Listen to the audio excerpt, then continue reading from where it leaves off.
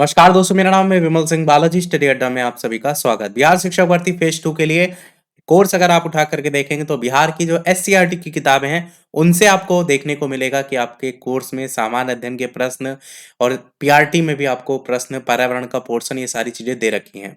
तो उसी पर बेस्ड यहाँ पर आप सबसे ऊपर देख पाएंगे बिहार विद्यालय के पर्यावरण, और हम यहाँ पर तीसरी से पांचवी कक्षा यानी पीआरटी के लिए भी ये वीडियो है, और विज्ञान कक्षा छठी से आठवीं उनके लिए भी वीडियो है।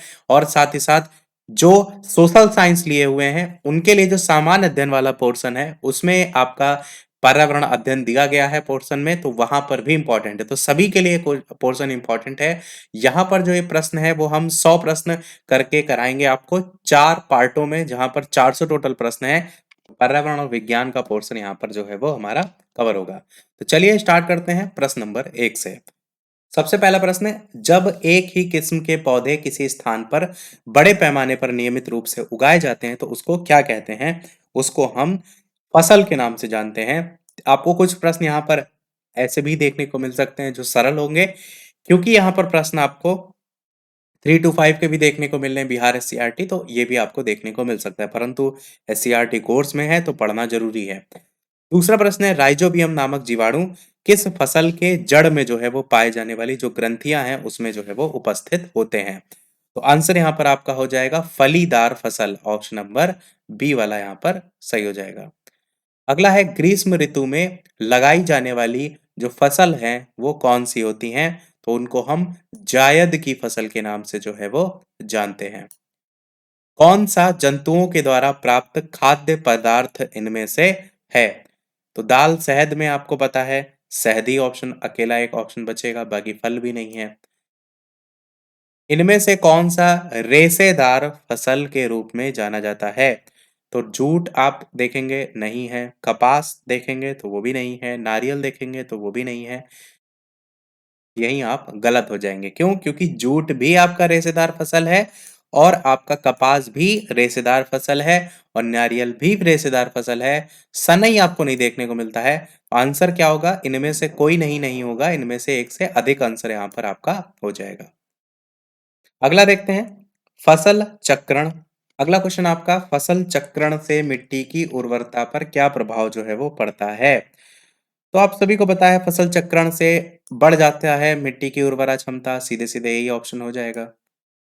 मिट्टी को उलटने पलटने और पोला करने की जो प्रक्रिया है वो क्या कहलाती है? निराई, बुआई, जुताई, इस तरीके से ऑप्शन है। आंसर यहाँ पर जुताई आपका ऑप्शन सी वाला जो है वो सही हो जाएगा। दानों को भूसे से अलग करना जो है वो क्या कहलाता है? निराई, थ्रेसिंग, भंडारण। आंसर यहाँ पर आपका हो जाएगा थ्रेसिंग जो है वो कहलाता है। मैंने स्टार्टिंग में कहा था कि कुछ क्वेश्चन आपको देखने में सरल लग सकते हैं, पर ये सारी चीजें आपके बिहार एससीईआरटी में दे रखा है। इनमें कौन सा खरपतवार का आपका उदाहरण है? तो खरपतवार, मसूर, गाजर घास, जूट, इस तरीके से ऑप्शन है। आंसर यहाँ पर आपका गाजर घास जो है वो सही हो जाएगा। अगला क्वेश्चन, इनमें से खरीफ फसल का उदाहरण कौन सा है? तो गेहूं, आलू, राई, इनमें से एक से अधिक या इनमें से कोई नहीं? तो इनमें से कोई नहीं आपका सही हो जाएगा। खरीफ फसल, जायद फसल और आपका रबी की फसल, इनके एग्जाम्पल आपको जरूर पता होना चाहिए। फसल से अनाजों को अलग करने की जो प्रक्रिया है उसको क्या कहा जाता है? तो इसको हम कहते हैं दौनी। जो लिखा हुआ है ये आपका ऑप्शन यहाँ पर सही हो जाएगा। ऋतु के आधार पर इनमें से कौन फसल सबसे कम प्रचलित है? खरीफ, रबी, मिश्रित फसल। आंसर यहाँ पर मिश्रित फसल जो है ऑप्शन सी वाला सही हो जाएगा। ऋतु के आधार पर सबसे कम प्रचलित। सैल, कड़ों और ह्यूमस के मिश्रण को जो है वो क्या कहते हैं? तो इसको हम कहते हैं ना तो मिट्टी, ना तो अपक्षय, ना तो गाद। इनमें से कोई नहीं आपका ऑप्शन यहाँ पर सही होगा। कुतरने में सहायता करने वाला जो दांत है वो इनमें से कौन सा है? बढ़िया क्वेश्चन है। तो आंसर यहाँ पर कृंतक दांत जो है वो सही हो जाएगा, जो कि कुतरने में जो है वो हेल्प करता है। इनमें से कौन फलदार फसल है? तो फलदार फसल आपका नींबू जो यहाँ पर देख रहे हैं, ये फलदार फसल के रूप में जाना जाता है। कौन सिंचाई के लिए जल का स्रोत इनमें से नहीं है? साइफन है, तालाब है, नदी है, इस तरीके से ऑप्शन है। तो साइफन यहाँ पर जो है आपका ऑप्शन यहाँ पर सही हो जाएगा। 1 लीटर जल जिसका तापमान 0 डिग्री सेल्सियस है और 1 लीटर जल जिसका तापमान 40 डिग्री सेल्सियस है, अगर उसको आपस में मिला देते हैं तो पूरे जल का तापमान कितना हो जाएगा? तो 10 डिग्री सेल्सियस से 40 डिग्री सेल्सियस के बीच में ये टेम्परेचर आपका हो जाएगा। वर्मी कंपोस्ट में क्या प्रयोग में जो है वो लाया जाता है? बरसेम है, लैंचा है, केचुआ है। तो केचुआ तो आप सभी को पता है कि इसमें यूज़ में लाया जाता है और अकेला यही ऑप्शन यहाँ पर जो है वो सही होगा। अगला प्रश्न 19 है, वे पदार्थ जो अपने में से ऊष्मा को आसानी से गुजरने देते हैं, वो क्या कहलाते हैं? तो ऊष्मा को जो आसानी से गुजरने दें, उनको कहते हैं चालक। आंसर यहाँ पर आपका चालक जो है वो सही हो जाएगा, आपका ऑप्शन नंबर बी वाला। अगला क्वेश्चन देखते हैं, मनुष्य में जीवाणु द्वारा होने वाला एक सामान्य रोग इनमें से कौन सा है? तो सामान्य रोग के रूप में आपका टाइफाइड जो है वो जाना जाता है, पहला ऑप्शन हो जाएगा। डेंगू परजीवी का वाहक इनमें से जो है वो कौन है? डेंगू परजीवी का वाहक मादा, एडीज, मच्छर, पहला ऑप्शन यहाँ पर जो है वो सही हो जाएगा। अगला है, मनुष्य में वायरस द्वारा होने वाला एक सामान्य रोग जो है वो कौन सा है? तो पोलियो जो है यहाँ पर आपका ऑप्शन बी वाला जो है वो सही हो जाएगा, जो कि वायरस से होता है। मलेरिया रोग किस जीव के काटने से होता है? ये तो आप सभी को पता है, मच्छर के काटने से होता है, तो हर व्यक्ति जानता है। कॉलम 1 और 2 को आपको मिलाना है, गहरे रंग के कपड़े पसंद करते हैं कौन से समय में? वो यहाँ पर पूछा गया है। तो आंसर यहाँ पर आप मिलान करेंगे तो सर्दियों में आपको गहरे रंग के कपड़े वाले से मैच हो जाएगा। समुद्री जो समीर है वो बहने का जो समय है वो अगर आप देखेंगे तो दिन में होता है। तो सेकंड फर्स्ट देखेंगे तो इसी ऑप्शन में है। इसके अलावा हल्के रंग के कपड़े पहनने का समय गर्मियों में तो इससे मैच हो जाएगा, थल समीर चलने का समय रात में तो इससे मैच हो जाएगा। 2, 1, 4, 3 इस तरीके से आपका ऑप्शन यहाँ पर बी वाला जो है वो सही हो जाएगा। इनमें से किस पौधे के पत्तों के रस का यूज़ जो है वो मलेरिया और डेंगू के उपचार में किया जाता है? तो आंसर यहाँ पर आपका गिलोय जो है वो पहला वाला ऑप्शन सही हो जाएगा। अलेक्जेंडर फ्लेमिंग ने 1928 में किस पहले प्रतिजैविक की खोज की थी? तो ये आपका ऑप्शन यहाँ पर इनमें से कोई नहीं ऑप्शन यहाँ पर जो है वो होगा। पेनिसिलिन की खोज की थी वो तो ऑप्शन में है ही नहीं। अगला देखते हैं प्रश्न नंबर 27, इनमें से कौन प्रतिजैविक के उदाहरण हैं? तो प्रतिजैविक के उदाहरण में आपको इनमें से एक से अधिक देखने को मिलेगा, क्योंकि पेनिसिलिन भी है, स्ट्रेप्टोमाइसिन, टेट्रासाइक्लिन, तो आपका आंसर यहाँ पर इनमें से एक से अधिक ऑप्शन यहाँ पर जो है वो सही हो जाएगा। पैक्टोथैलियो में आने वाले दूध को खराब होने से बचाने के लिए क्या किया जाता है? तो पाश्चुरीकरण आपका ऑप्शन है, किण्वन भी है, भंडारण भी है, तो आपका ऑप्शन यहाँ पर क्या सही हो जाएगा? पाश्चुरीकरण यहाँ पर आपका ऑप्शन यहाँ पर सही हो जाएगा। सूक्ष्म जीव के उदाहरण इनमें से कौन है? तो विषाणु भी है, जीवाणु भी है, कवक भी है, आंसर यहाँ पर इनमें से एक से अधिक जो है वो सही हो जाएगा। सूक्ष्म जीव इनमें से क्या है? सूक्ष्म जीव जिन्हें हम आंखों से देख नहीं सकते हैं, ये वाला आपका ऑप्शन यहाँ पर सही होगा। किस सूक्ष्म जीव में सजीव और निर्जीव दोनों के गुण पाए जाते हैं? तो ये आपका हो जाएगा विषाणु, आपका ऑप्शन यहाँ पर सी वाला जो है वो सही हो जाएगा। अगला आपका है, सूक्ष्म जीव को कौन-कौन से वर्गों में बाँटा गया है? तो आपका आंसर यहाँ पर इनमें से एक से अधिक जो है वो सही होगा, क्योंकि सूक्ष्म जीवों को आप जीवाणु, कवक, प्रोटोजोआ, शैवाल हर प्रकार के ऑप्शन में दे रखे हैं, इनमें से एक से अधिक हो जाएगा। इनमें से कौन सा विटामिन है जो कि जल में घुलनशील आपका नहीं है? तो जल में घुलनशील विटामिन जो ए है वो नहीं है। आपको पता है कीड़ा जो है वो जल में घुलनशील नहीं है, मतलब के vitamin, E vitamin, D vitamin और ए, और बाकी जो वसा में है। सूक्ष्म जीव कितने प्रकार के आपके होते हैं? तो आपके 4 प्रकार के सूक्ष्म जीव जो है होते हैं, बी वाला ऑप्शन हो जाएगा। इनमें से एक कोशिकीय जीव कौन-सा है? तो अमीबा आपका ऑप्शन यहाँ पर दे रखा है, बाकी तो गाय स्टारफिश है नहीं, यही सही हो जाएगा। कवक इनमें से क्या है? तो कवक आपका इनमें से एक से अधिक आपका ऑप्शन यहाँ पर सही हो जाएगा, क्योंकि ऑप्शन में एक प्रकार का पौधा दिया गया है, बहुकोशिकीय दिया गया है, सूक्ष्मजीव भी दिया गया है, तो ठीक है, इनमें से एक से अधिक आपका ऑप्शन हो जाएगा। ये क्वेश्चन आपका इम्पोर्टेंट है, कई बार पूछा जाता है, गाय में खुरपका और मुंहपका रोग जो है वो होता किससे है? तो अच्छा क्वेश्चन है, याद रखिएगा। आंसर की बात करते हैं तो आंसर यहाँ पर आपका हो जाएगा वायरस के द्वारा, बी वाला आपका ऑप्शन यहाँ पर सही हो जाएगा।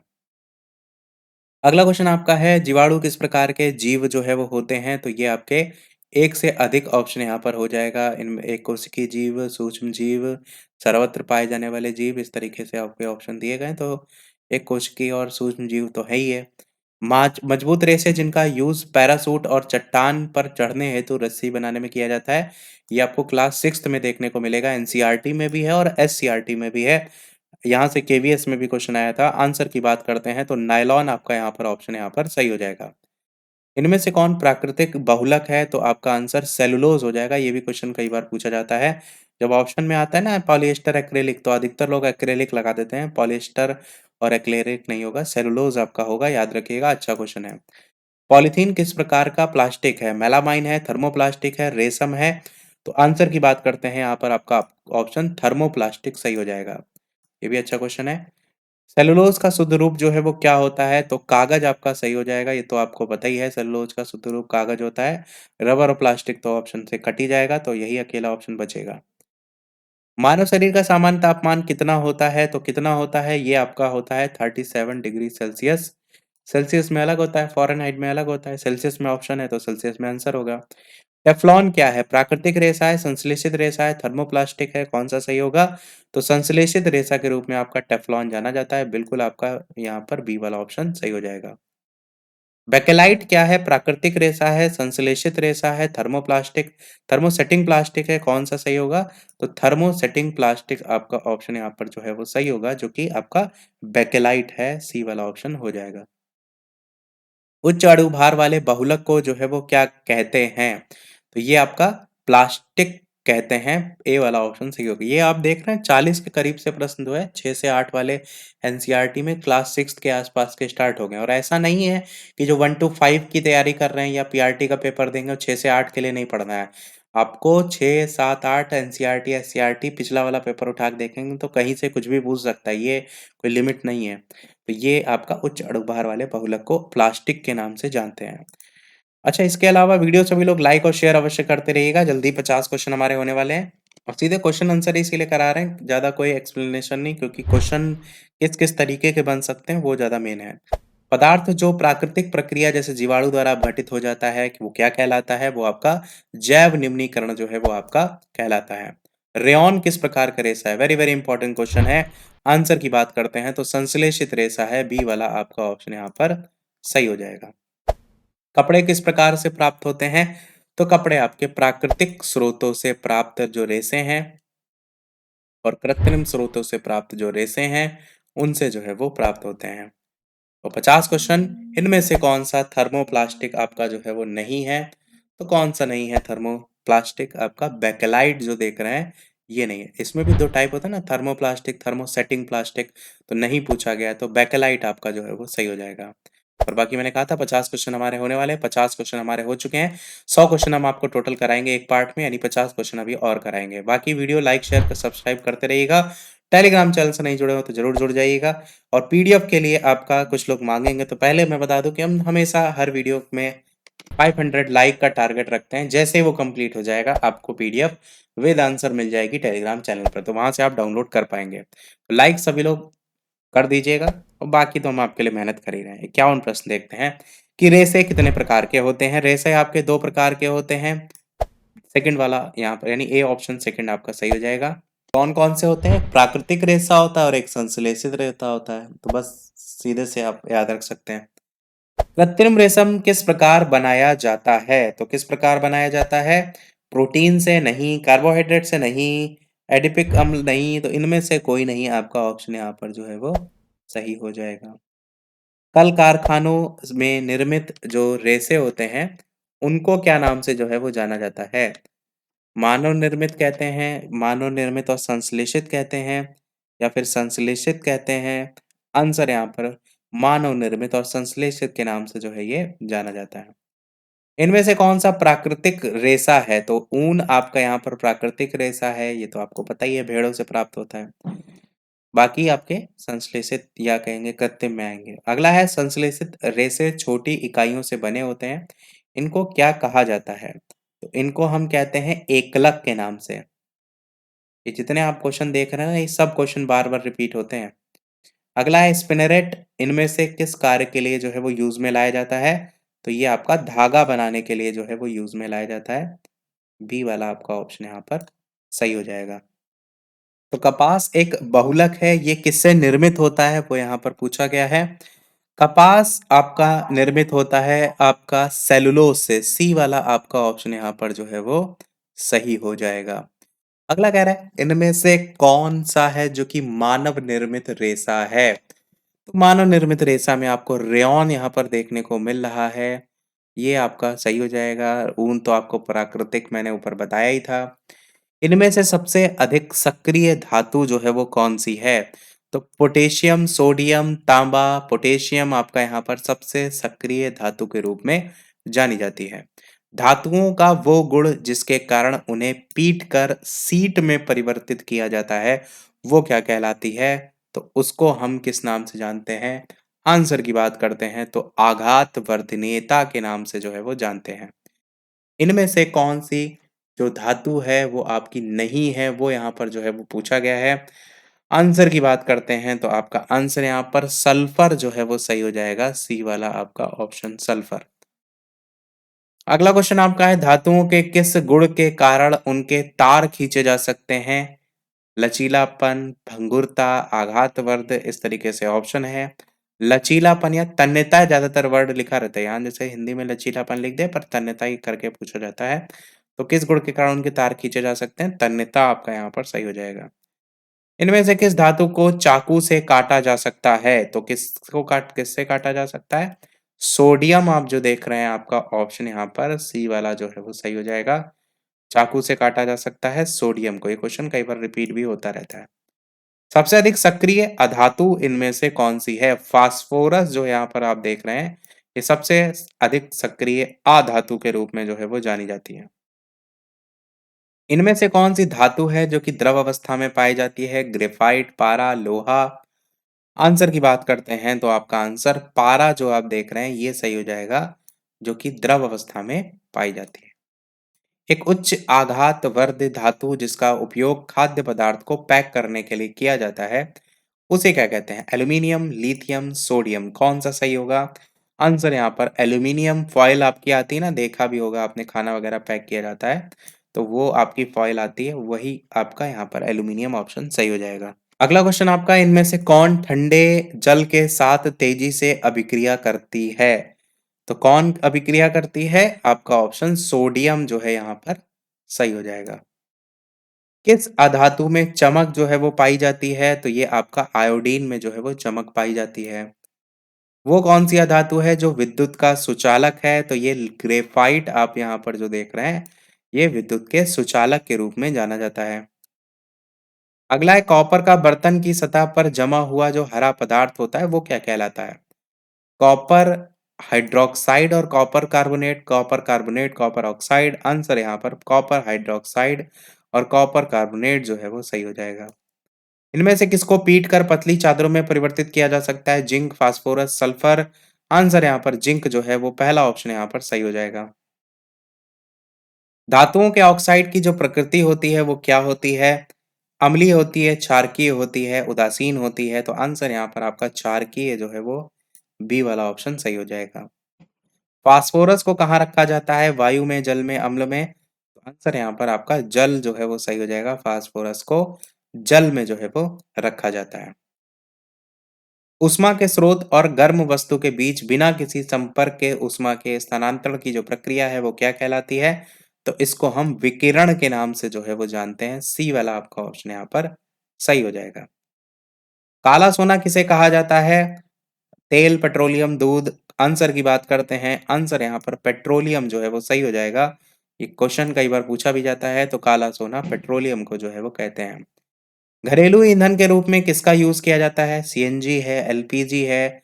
तो सीएनजी तो नहीं यूज़ होगी, एलपीजी अकेला ऑप्शन होगा, एलपीजी सही हो जाएगा। अगला है जीवाश्म ईंधन के जलने से कौन-सा प्रदूषण जो है आपका होता है? वायु प्रदूषण होता है, जल प्रदूषण होता है, रासायनिक प्रदूषण होता है? आंसर यहाँ पर वायु प्रदूषण जो है वो सही हो जाएगा। वाहनों के लिए सबसे कम प्रदूषक ईंधन कौन-सा है? पेट्रोल, डीजल या सीएनजी? आंसर सीएनजी यहाँ पर सही हो जाएगा, संपीड़ित प्राकृतिक गैस। कोयला को बनने में कितना समय जो है वो लगता है? 100 वर्ष, हज़ारों वर्ष, लाखों वर्ष? तो आंसर यहाँ पर लाखों वर्ष जो है वो सही हो जाएगा।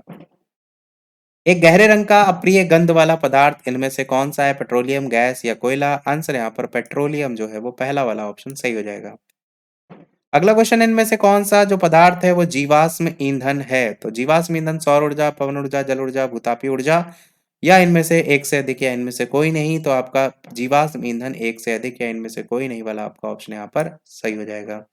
इनमें से कौन-सा संसाधन क्षय होने वाला नहीं है? तो यहाँ पर आपका आंसर खनिज, कोयला, पेट्रोलियम कौन-सा सही होगा? आंसर यहाँ पर आपका इनमें से कोई नहीं आपका संसाधन क्षय होने वाला नहीं है, तो कोई नहीं है। खनिज भी, कोयला भी, पेट्रोलियम भी, ये सब समाप्त हो जाते हैं। तो वही पूछा था इसमें से कौन-सा नहीं है, तो इसमें से सभी हैं क्षय होने वाले ना, तो इसलिए वही पूछा गया था, तो इसके अकॉर्डिंग इनमें से कोई नहीं होगा। प्राकृतिक जो गैस है उसमें मुख्यतः कौन-सी गैस जो है आपकी होती है?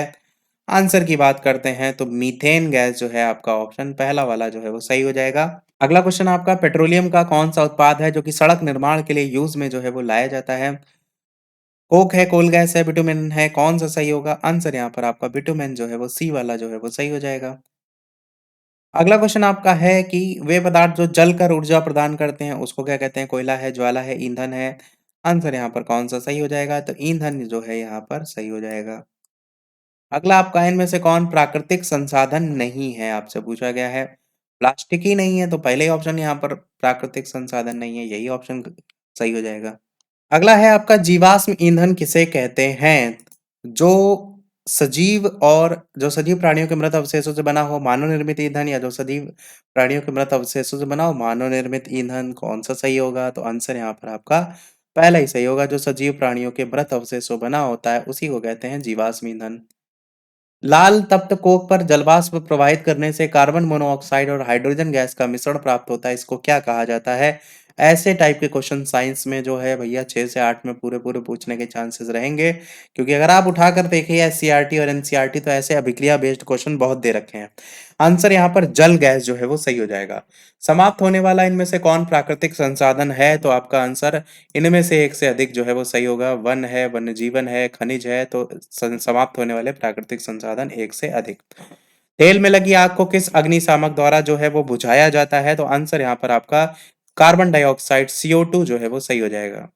इनमें से दहन के लिए क्या आवश्यक है? तो हवा आवश्यक है, पहला ही सही हो जाएगा। किसी पदार्थ के दहन का पोषक पदार्थ कार्बन होता है, कार्बन मोनोऑक्साइड है या ऑक्सीजन है? तो आप फूँकते हैं उसमें ऑक्सीजन होती है, तो दहन के लिए पोषक तत्व ऑक्सीजन हो जाएगा। विद्युत उपकरणों में लगी आग बुझाने के लिए सबसे अच्छा अग्निशामक इनमें से कौन-सा है? तो सबसे अच्छा अग्निशामक है कार्बन डाइऑक्साइड। बी वाला आपका ऑप्शन यहाँ पर सही हो जाएगा। इनमें से कौन-सा दहनशील पदार्थ है? काँच, लोहे की कील, सीमेंट, कौन-सा सही होगा? आंसर यहाँ पर इनमें से कोई नहीं होगा, दहनशील पदार्थ इनमें से कोई भी ऐसा नहीं है। इनमें से कौन स्वतः दहन का उदाहरण है? स्वतः दहन का उदाहरण में आपका श्वेत फास्फोरस जो है वो सही हो जाएगा। पहला ऑप्शन यहाँ पर सही हो जाएगा, अच्छा क्वेश्चन है। अगला क्वेश्चन आपका 96 है, इनमें से कौन-सा अदहनशील पदार्थ है? तो आपका यहाँ पर लकड़ी भी नहीं है, कोयला भी नहीं है, पेट्रोल भी नहीं है, तो ये तो आपका इनमें से कोई नहीं हो जाएगा। लकड़ी का जलना किस प्रकार के दहन का उदाहरण है? मंद दहन, विस्फोटक, स्वतः दहन? आंसर यहाँ पर मंद दहन हो जाएगा, धीरे-धीरे। दहन की क्रिया के लिए इनमें से कौन-सी शर्त आवश्यक है? अदहनशील पदार्थ की उपस्थिति होनी चाहिए, पदार्थ के ज्वलन ताप की प्राप्ति, ये शर्त जो है वो आवश्यक है। अगला है, वो ताप जिस पर कोई पदार्थ जलना शुरू करता है वो क्या कहलाता है? तो वो आपका कहलाता है ज्वलन ताप, पहला ही ऑप्शन सही हो जाएगा। सेकंड लास्ट क्वेश्चन हमारा इस वीडियो का था ये, और ये लास्ट क्वेश्चन है, इसके बाद एक क्वेश्चन हम आपसे भी पूछेंगे। ईंधन के ऊष्मीमान का मात्रक इनमें से कौन है? केजी है, केजे/केजी है या केजे करके है, कौन-सा सही होगा? आंसर की बात करते हैं, तो केजे/केजी करके जो आप देख रहे हैं, ये आपका सही होगा। और 100 क्वेश्चन हमने कराए हैं, इसी प्रकार से ही 100-100 करके क्वेश्चन हम आपको और आगे पार्ट्स में जो है वो करा देंगे। वीडियो हमने ज़्यादा बड़ा नहीं रखा है, ताकि 100-100 क्वेश्चन तो एटलीस्ट आप याद ही कर सकें। अब एक प्रश्न आपके लिए भी, वीडियो को समाप्त करने से पहले, उससे पहले वीडियो पर चैनल पर जो भी नए हो, वीडियो लाइक, शेयर, सब्सक्राइब सभी लोग अवश्य करते रहिएगा। और एक प्रश्न आपके लिए भी, जैसे कि सभी वीडियो में हम आपसे एक ना एक प्रश्न पूछते हैं। जस्ट इसके अगला वाला ही क्वेश्चन हम आपसे पूछ रहे हैं कि मोमबत्ती की ज्वाला का जो मध्य भाग होता है वो कैसा दिखाई पड़ता है? लाल, पीला, हरा, इनमें से एक से अधिक, इनमें से कोई नहीं, कौन सा सही होगा? अपना आंसर वीडियो के मेन कमेंट में बताइएगा। कोई प्रश्न हो तो कमेंट में आप पूछ सकते हैं। टेलीग्राम चैनल से नहीं जुड़े हो तो बालाजी स्टडी अड्डा सर्च करके जुड़ सकते हैं। तो आज की वीडियो में इतना ही रखते हैं। मिलते हैं अगले वीडियो में कुछ नए प्रश्नों के साथ, नए टॉपिक के साथ। तब तक के लिए सभी को नमस्कार, जय हिंद।